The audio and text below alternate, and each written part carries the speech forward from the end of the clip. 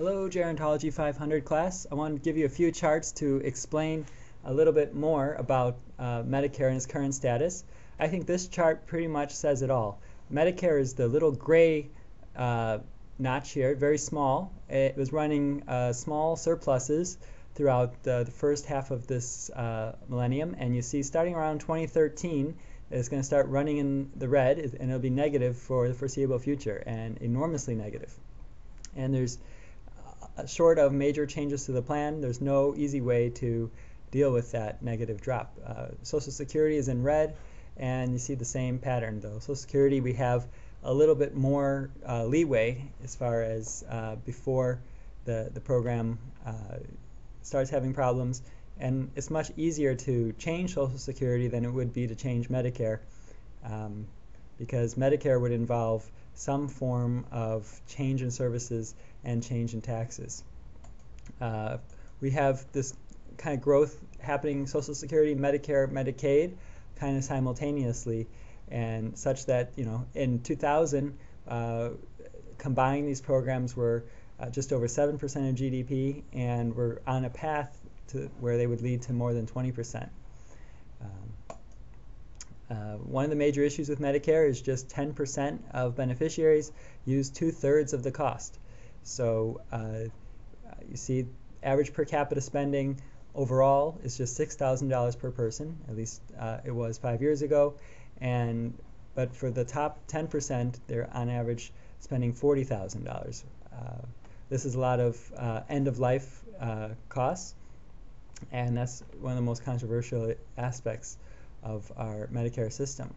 Of course, these conditions aren't unique to Medicare. Healthcare has been rising, cost of healthcare has been rising dramatically across the board. This is for employees with access to coverage with private insurance, and you see the per hour cost of health insurance is rising. Healthcare has been causing such inflation that while companies are paying more for people, wages have not been going up, but it's fringe benefits that are taking a lot of that increase as far as the percentage of GDP goes. Medicare and Medicaid tend to pay much lower than private insurance. This chart shows cost ratios. So if we were at this 100% line, Medicare would be giving people, the hospitals, an amount equal to the actual cost.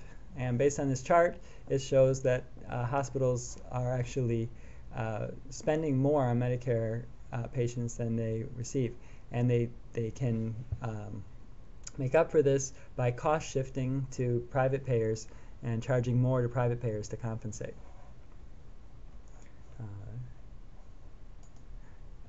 We've been asking more and more from individuals to pay out of pocket. This chart shows, you know, how we've gone from on average about 12% out of pocket healthcare for Medicare beneficiaries up to at least 15% or more today. This chart shows about the growth in Medicare spending over time. I want you to notice it's basically positive. We're spending, Medicare is costing more and more each year, except for this little blip here in 1998.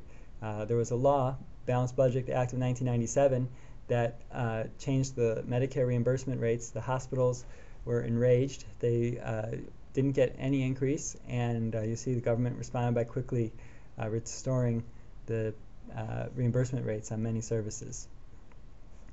The long-term prospects of Medicare are affected by our demographic structure. You see that the number of beneficiaries is growing and growing almost exponentially, and at the same time the number of workers paying for those beneficiaries is declining over time. Right now we're about 3.7 workers per beneficiary, and it won't be long before we're at 2.4. This isn't uncommon in Europe. A lot of countries it's already 2.4 or 1.8. So this is a global trend, and the United States is not the fastest aging country. We actually fall somewhere in the middle on the global scale. Medicare, as you know, covers both the disabled and the elderly.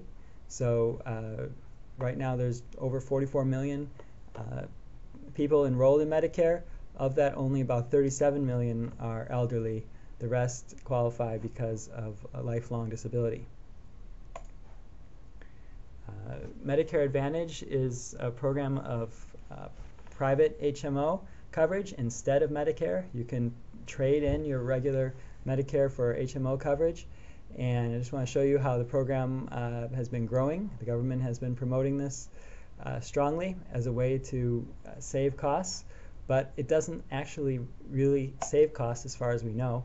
What they do is they set the fees for people that are enrolled in a Medicare Advantage plan than if they were in regular Medicare. And this shows it's divided up in different types of managed care. The bonus has been a little bit different, but so there is an advantage to these healthcare plans for participating in this, and whether or not it actually saves money, which was the original idea, is easy to doubt. I just want to show you about 80% of people remain in traditional Medicare, and of those in the Medicare Advantage plan, they tend to choose the HMO, PPO. Private fee-for-service is a little bit more complicated and tends to work more for those that don't have any serious health conditions. This chart shows Medicare payments and how they're divided. So I mentioned that Medicare was divided into these multiple parts, A, B, C, which is Medicare Advantage, and Part D, the prescription drug plan. And I just want to show you overall, about a third goes to paying hospitals, 5% covering nursing facilities, which only the first 3 months, and really 100% of only the first 20 days. So this is kind of rehabilitative services in the hospital. Hospice is a small part, only 2%. Medicare Advantage right now, just under 20%. Home health, physician costs 20%, and so on. This is the projected growth in the Medicare program over time, and you see the growth both in terms of raw numbers shown here, as well as the percentage of the federal budget shown below has been growing very rapidly, and we're about to transition from 16% of the federal budget to 17%, and as a percentage of our gross domestic product, we're about to increase from 3% to 4%. So this is rising even relative to other government expenses.